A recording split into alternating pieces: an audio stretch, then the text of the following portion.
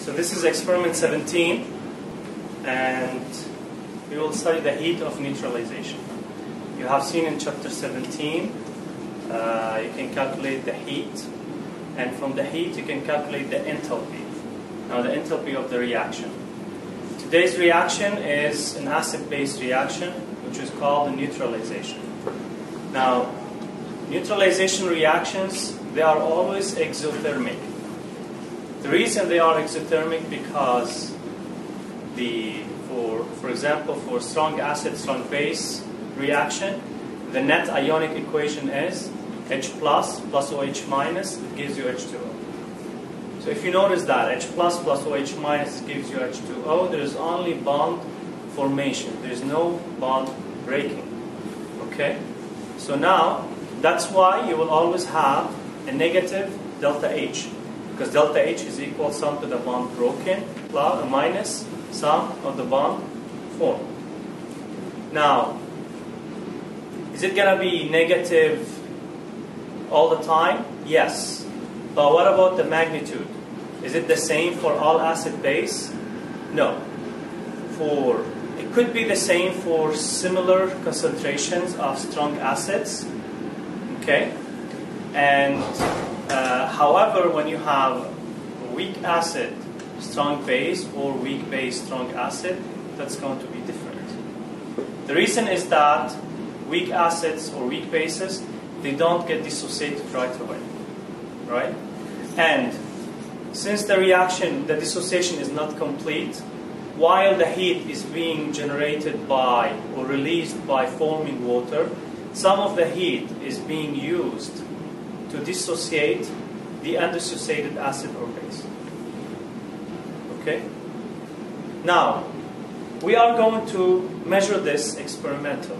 As you know, heat is equal to mass times specific heat capacity of the solution, which is in this case water, times delta T.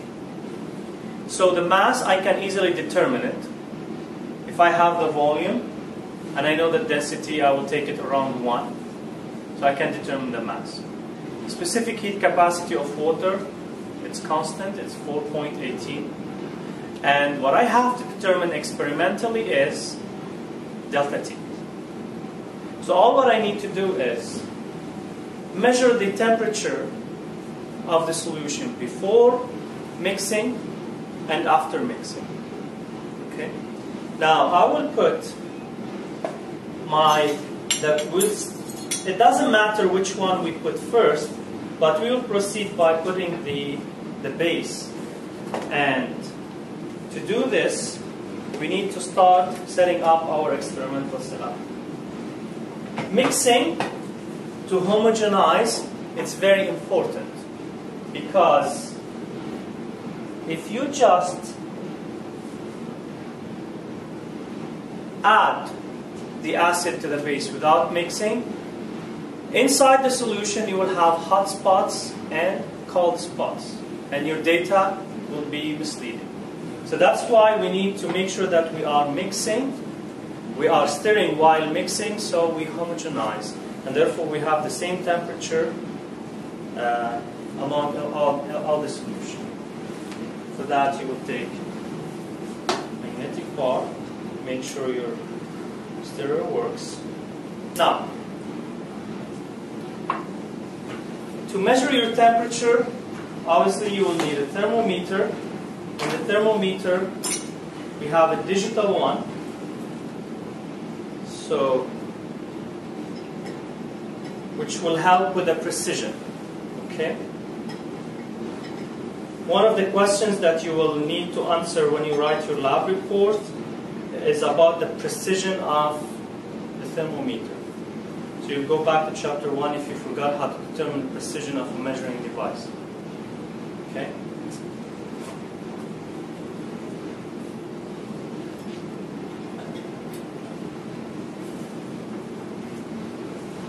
So you will make sure that the probe of the thermometer is reaching your solution like this, and that you can stir. And this is how your setup will look like. first take the base. You will need 10 milliliter. So you can measure around 15 milliliter here. And the base is potassium hydroxide. With the volumetric pipette, you will measure 10 milliliter.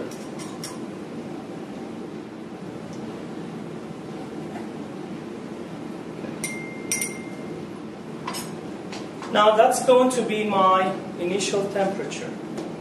Now I need to wait some time for the thermometer to stabilize. And this temperature is going to be the initial one. Now for the final one, which one I take? When I add the acid, I will be watching the thermometer. And the final one is going to be the highest temperature that you read. Okay? So you have to keep watching the thermometer and checking the values. When you see that the temperature starts to drop, so you take the highest value that you have seen on the thermometer or you measure. Okay? Now when we see that the temperature stabilized inside our calorimeter, we can proceed by adding the acid to it. So it seems that it's fluctuating between 21.1, 21.2. Okay? That's because of the mixing. Now, make sure for the mixing to be a gentle mixing, not very fast and not very slow. Okay? So you can record your initial temperature. Now we will take the acid first. We will take the hydrochloric acid. The same way you need 10 milliliter. So you measure 15 from here.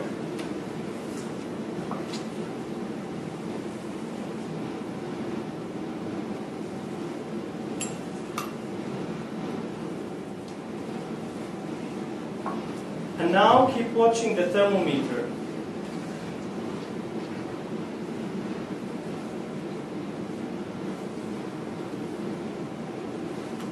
You can clearly see that the temperature is increasing.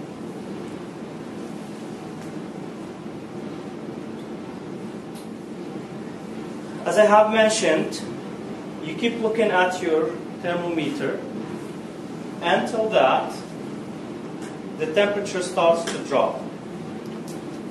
And here the temperature starts to drop. It reached 40.8 and now it seems that it's going to level up.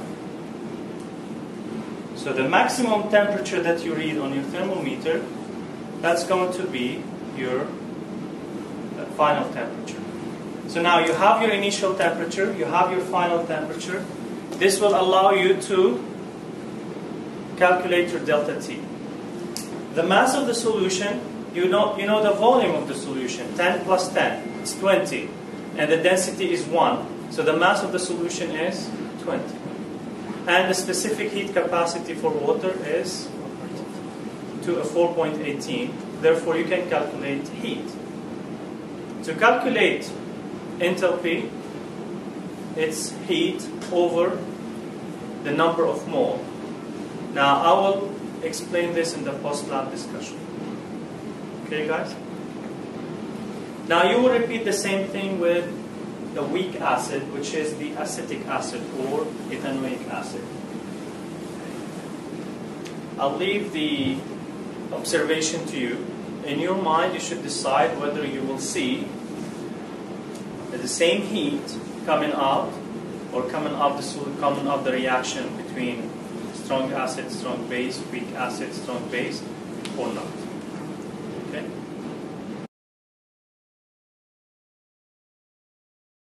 Okay, guys, so now that you have finished your experiment, you should have collected two main data, or actually four. You should have collected the initial temperature, say you found it around 22, and the final temperature, say around 41.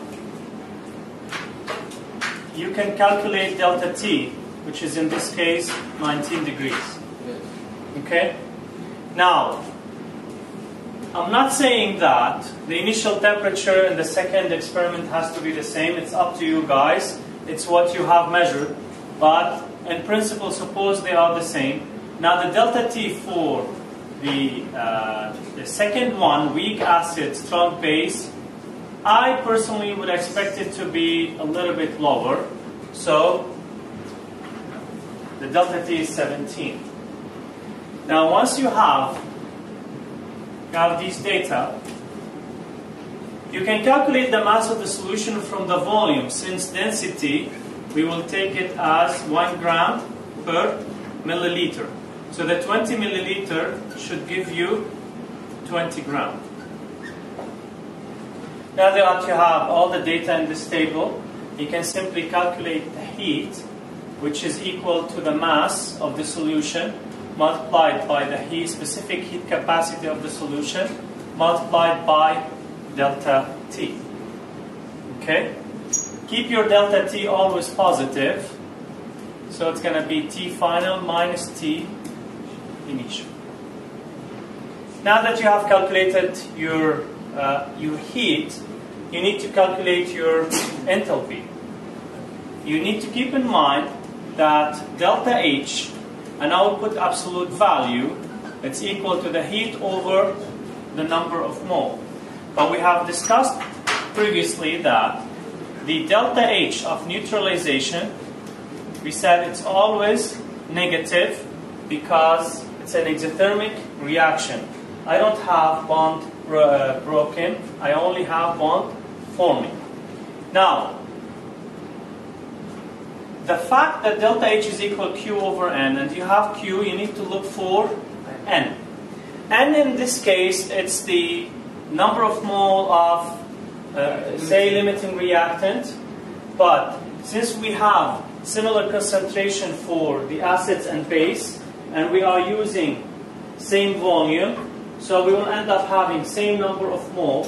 So we don't have limiting reactant or excess. It should go to completion. Now your net ionic equation, it's equal to H plus OH minus to give you H2O. So any number of mole you take, it's fine. You can take the number of mole of H plus formed, or number of mole of H plus consumed, number of mole of OH minus consumed, or number of mole of H2O produced. Now the easiest one is to take number of mole of H plus, because you can simply say it's Cm times V. That's equal to 3 molar multiplied by 10 milliliters, so you have to convert it to liter, 10 to the power minus 2 liter. And that's going to give you 0.03 mole. Now that you have calculated the heat and you have the number of mole, you can calculate the value of delta H in both cases, X and Y. So now that you have the values of the enthalpies and you have the theoretical ones, you can calculate the percentage error of your experiment, which is equal to what? In the case of strong acid, strong base, it's going to be equal to the absolute value, X, whatever value you found, okay, minus, so I'll put minus 57.3. Of course, X is a minus value as well, okay, divided by the theoretical value, which is minus 57.3, multiplied by 100%, and you will find the value of your error. Now, it's not enough to give the percentage error and that's it. You have also to discuss the reason why did you get this error, and especially if your error is big. Now, one of the reasons is that we assume that the styrofoam cup, which represents our calorimeter, it doesn't absorb heat, but in reality, it does. So this is one of the reasons why you have certain error. Okay. Another source of error could be the quantities that you are measuring with your pipette. If you take a little bit more or you take a little bit less, okay, that's also will generate some error in your experiment.